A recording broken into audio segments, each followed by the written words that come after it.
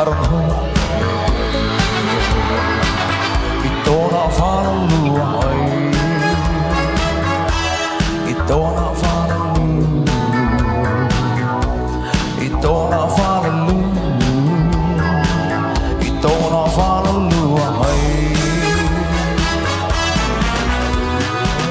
Amit kapialan naratum Chong para môi mà nghe ba sông tung Buôn dây môi Full ta kita rong phênh lệ ta so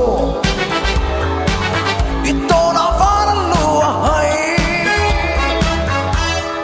Tawnah Vala Lu Tawnah Vala Lu Tawnah Vala Lu Ahai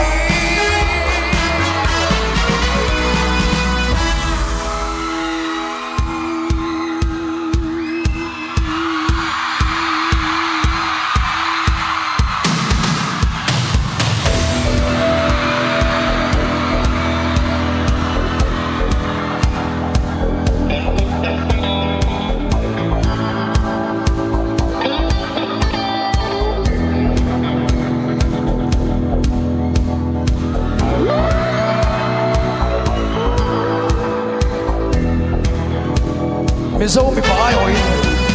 Hia kan Mizo mi chia đi